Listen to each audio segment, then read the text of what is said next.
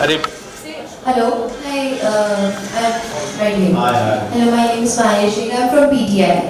So I just want to ask you, what inspired you for the name of Without Prejudice, and is there any message intended to be gently conveyed through it? See this album मुझे लगता है हर एक बंदे की journey है, हर एक artist की journey है और हर एक इंसान की जर्नी है जो अपने आप को कहीं ना कहीं देखना चाहता है। और मेरी भी जर्नी कुछ साल पहले शुरू हुई और जैसे आप लाइफ में ग्रो करते हो, आप और नए नए चीज़ें देखते हो दुनिया में, आप और नए नए ड्रीम्स आपके मन में आते हैं, आप उनको पूरा करने की कोशिश करते हो। तो ये उसकी तरफ एक नेक्स्ट स्टेप है, उसी ड्रीम की तरफ जो मैं बहुत सालों से देख रहा हूँ।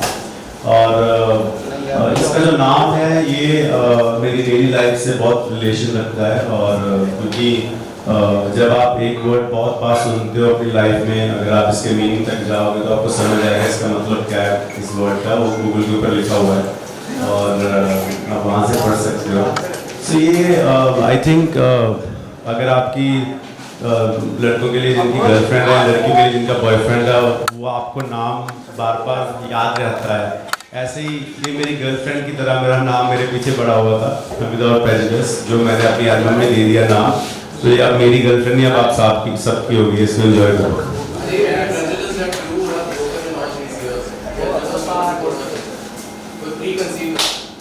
मैं आई थिंक मैं ऐसा कुछ मैं बैगेज कैरी करता नहीं वैसे लाइफ में कि मैं कुछ ये करा था या अभी कुछ नया करना है या कुछ ऐसा। मुझे लगता है every day is a process of adding on to your life and adding on to your audience life. तो मैं वही कोशिश कर रहा हूँ कि किसी न किसी तरीके जो मेरे मन की चीज़ है वो ऑडियंस तक पहुँचाऊँ और जो उनको चाहिए वो उनके मन की चीज़ अपने तक उनकी सुनूँ और फिर वापस म्यूज़िक के थ्रू उनको रिप्लाई करूँ।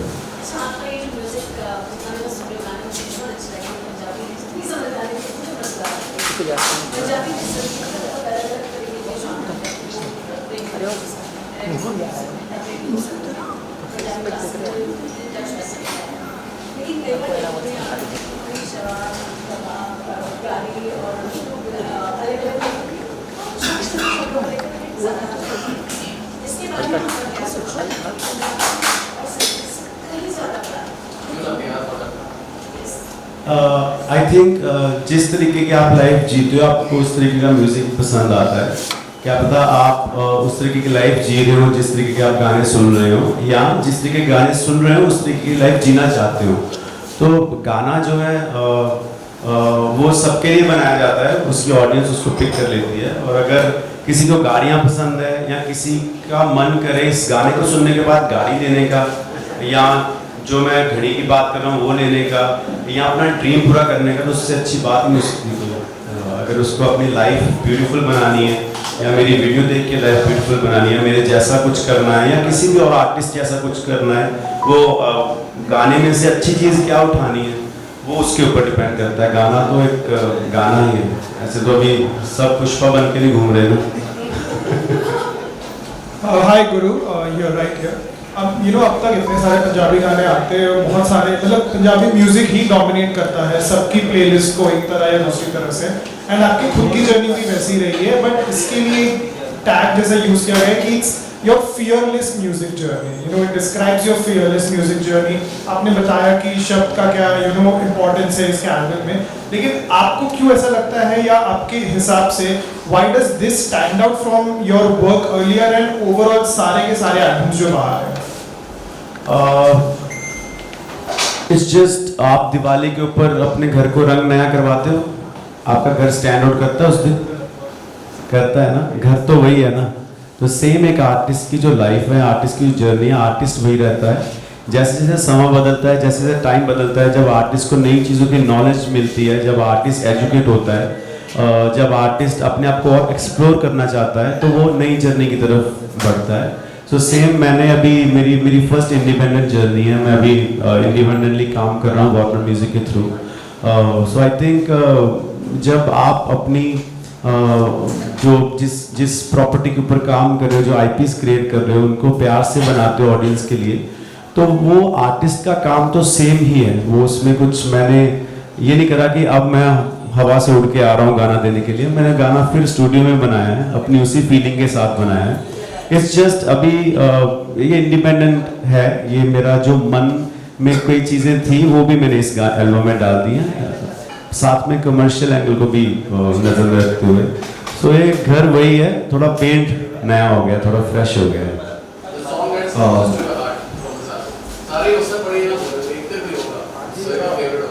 वो मुझे लगता है आप लोगों ने बताना है फिर उस गाने के लिए वीडियो बनाएंगे।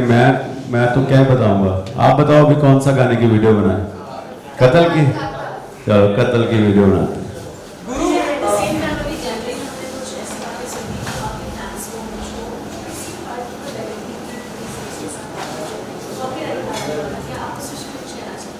नहीं, मैं उस विषय में कुछ नहीं कहना चाहूँगा। वो सॉल्व है सब कुछ, everything is okay. Congratulations on the album. This side, in the center. Center, yeah.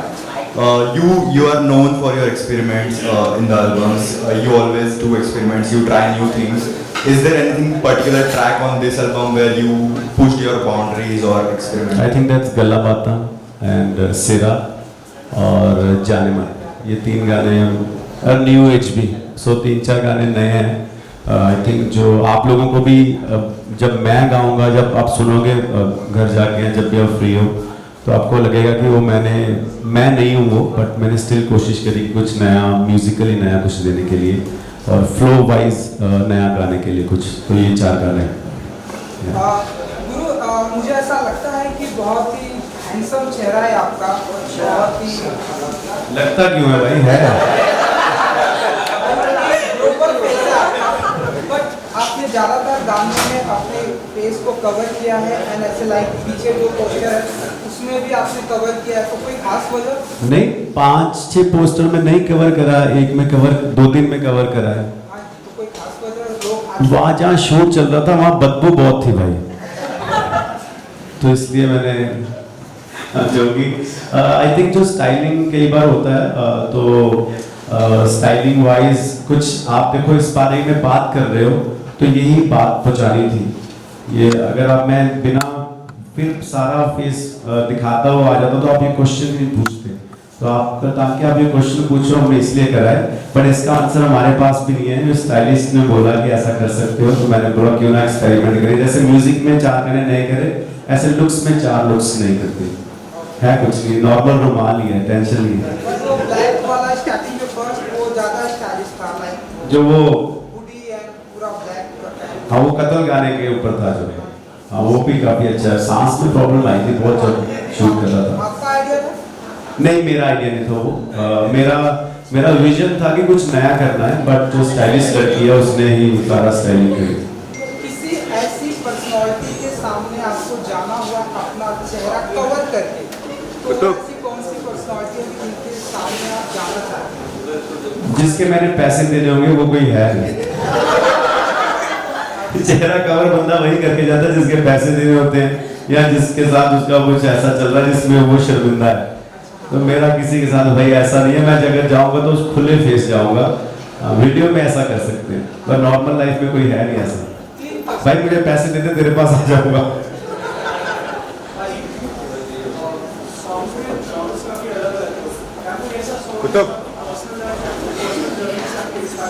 I think ये गल्ला पाता गाना जो पहले जिसकी वीडियो करी है, पिछले 3-4 साल की जर्नी से इंस्पायर होकर लिखा है। वो कुछ अलग, फ्लो भी अलग है, और लिरिकलिटी जो मैं नहीं हूँ वो करने की कोशिश करी है। So the vision had to be collaborating with anybody from Bollywood as well, even though it's an independent. हाँ, नो इंडिपेंडेंट में तो आते हैं, इंडिपेंडेंट जैसे नाम हुआ तो आई थिंक मोर अपॉर्चुनिटीज मिलती हैं आर्टिस्ट को, क्योंकि अभी लाइबिलिटी नहीं है कोई, अभी किसी को वो नहीं है कि आपने किसी को, कई बार होता है जब आप डिपेंडेंट होकर काम कर रहे होते हो, that's also great, it work for me for years, but कई बार होता है during the time phase you want make new changes in your life, you want make new changes in your music, तो वो आप तभी कर सकते हो जब आपको फेलियर का डर ना हो, क्योंकि कई बार होता है आपके सेट पैटर्न्स बने होते हैं, आपको उसी पैटर्न में गाना करना होता है, तो वो फिर कई बार रेपिटेटिव हो जाता है बहुत ज़्यादा। उससे निकलने के लिए वो जस्ट एक्सपेरिमेंट करना है। सो करेंगे बॉलीवुड में, अगर किसी के पास डेट्स खाली हुई, जो भी जिसका मन करेगा किसी गाने पे आने का। फ्यूचर आई थिंक कत्ल गाने में हमारी बात चल रही थी अभी श्रीलीला के साथ, बट उनकी डेट्स ही नहीं आई थी, वो बिजी, उनका शो चल रहा है। तो आपकी नज़र में कुछ हो तो प्लीज़ बताना, मैं फ्री है तो।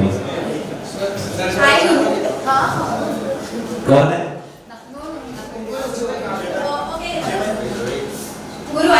इनको कास्ट कर लेंगे, आप आ जाना, टेंशन नहीं। हाँ टेंशन नहीं है। अच्छा यही इसलिए है। नहीं कर सकते, क्यों नहीं कर सकते? आप कोई भी कुछ भी कर सकता है, मुझे लगता है। अगर मैं वीडियो में आ सकता हूँ, आप में से कोई भी आ सकता है, मैं भी आपके जैसे, टेंशन नहीं।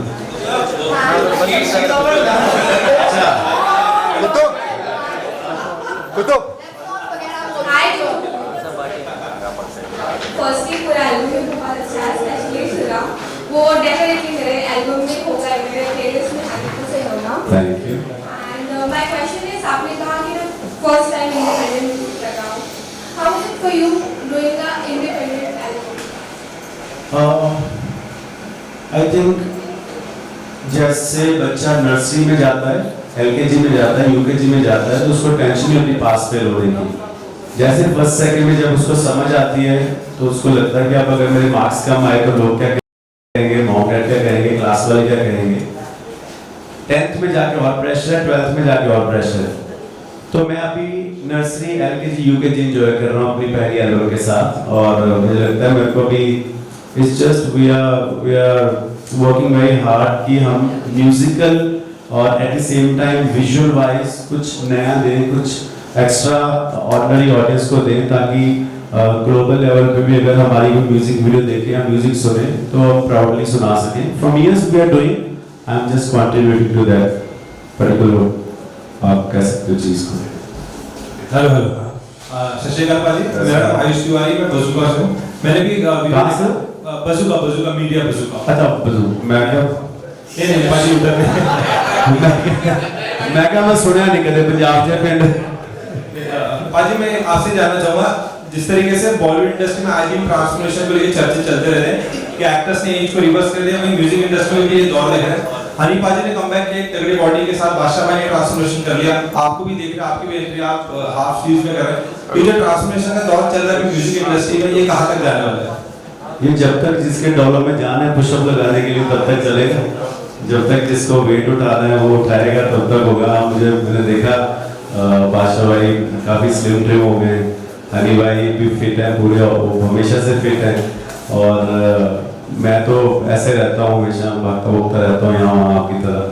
तो मुझे लगता है everybody should transform, everybody should work hard on this self. कई बार हम पैसे की दौड़ के पीछे इतना भाग लेते हैं कि हमें अपनी बॉडी, अपने खाने पीने पे ध्यान नहीं रहता, फिर टाइम निकल जाता है जब, तो फिर हमें पता चलता है जब तक हमें कहीं डॉक्टर से कॉल ना आ जाए, तो उस वहाँ कॉल तक पहुँचे ना, सारे रोज़ कसरत करो, सबसे पहले वही है।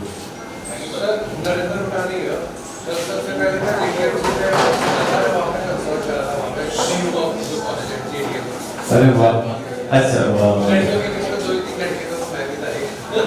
मैं पढ़ा रहा था वहाँ पे, टीचर था वहाँ पे मैं। अरे वाह। मेरा क्वेश्चन ये कि आजकल इंडिया में टूर्स चल रहे हैं बहुत सारे पंजाबी सिंगर्स के, सर आपका भी आने वाला था अक्टूबर के अंदर, वो कैंसिल हुआ और अभी अपकमिंग कोई आपके प्लान्स है?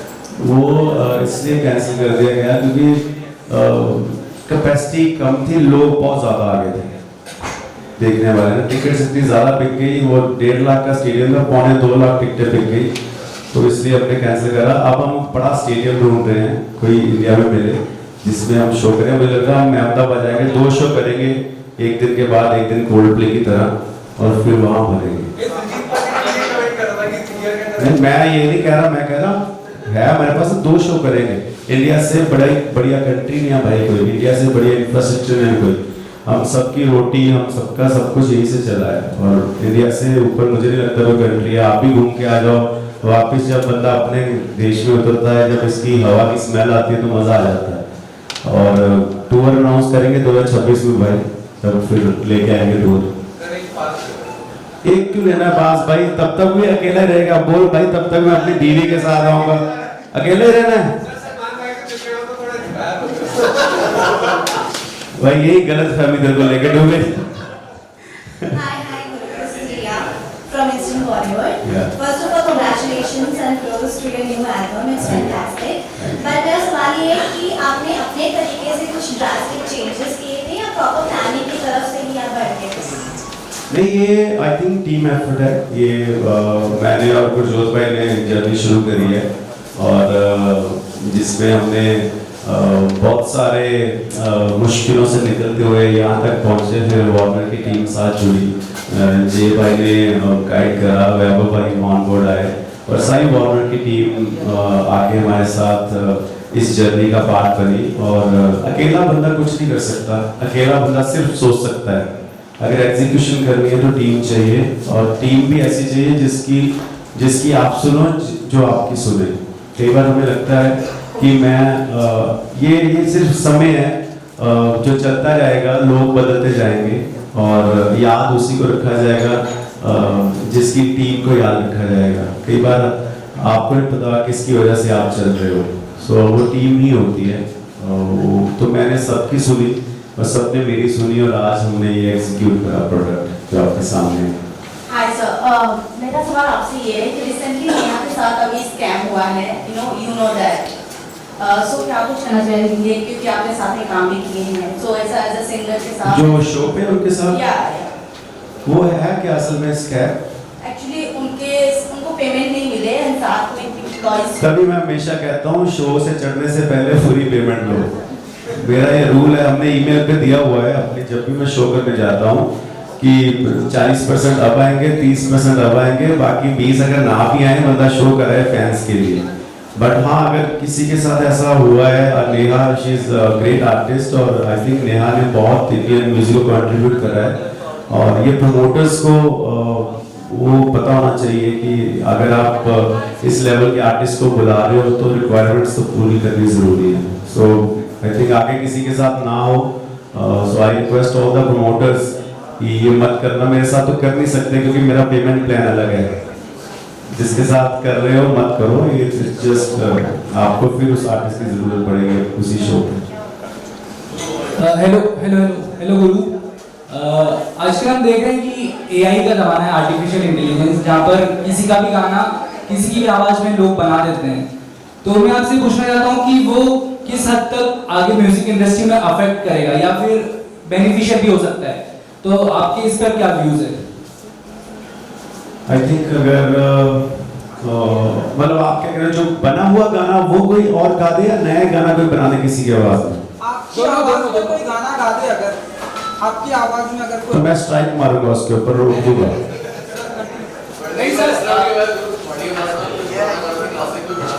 वो बढ़िया मजा आता सुन के, खुद को मजा आता है यार, अगर मैं ये गा रहा होता तो कैसा लगता, मेरे को तो मजा आता है। कुछ नहीं, ठीक है, अगर बना भी रहे हैं तो I think that's creativity.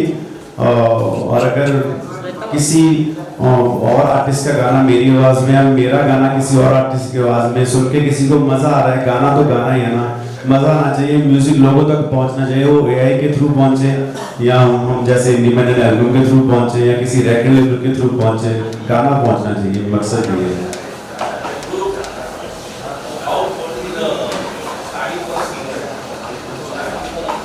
Depends on आप अपने आप को किस तरीके से देखते हो। जैसे मेरे को मज़ा आता है अलग अलग स्टाइल, अलग अलग एक्सपेरिमेंट करके। कई आर्टिस्ट हैं जो नॉर्मल रहते हैं, अभी मैं वैसे नॉर्मल लाइफ में ऐसा रहता हूँ, बट फिल्मों कह रहा हूँ, उसमें गानों में मुझे लगता है कुछ एक्सपेरिमेंट हो जाना चाहिए। बट ज़रूरी है क्योंकि people look up to you, कई बच्चे इंस्पायर होते हैं, आप इंस्पायर होते हैं आपको देख के, आपके जैसा बनना चाहते हैं, तो क्या पता कौन सी चीज़ आपकी उनको अच्छी लगेगी, उनकी लाइफ ट्रांसफॉर्मेशन हो जाए। So I think it's important. Last question guys, anyone? से किसी सिंगर से इंस्पायर्ड थे आप, जो आज आप गुरु रंधावा, इतना बड़ा नाम है आपका? मैं क्योंकि पंजाब से हूँ तो गुरदास मान साहब को सुनता रहा हूँ, बब्बू मान साहब को सुनता रहा हूँ, अमृता गिल पाजी हमारे उनको सुनता रहा हूँ। फिर तब जो गाने आते थे बॉलीवुड के फिल्मों के, तब तो आधा यही लगता था कि सलमान सर का गाना है, शाहरुख सर का गाना, पता नहीं था प्लेबैक में उदित नारायण साहब गा रहे हैं या कुमार सानू साहब गा रहे हैं। तो मैंने भी सब उन्हीं को सुना है जो लेजेंडरी आर्टिस्ट रहे हैं, और बेसिकली जिनको मैंने सुना है ज़्यादा पंजाब में, वो खुद लिखते और गाते थे, और वहाँ से इंस्पायर होकर मैंने भी खुद लिखना गाना शुरू किया, जो मेरी जर्नी रही। Thank you guys. Thank you guys. One round of applause for Guru Randhawa, please. Album सुननी है सब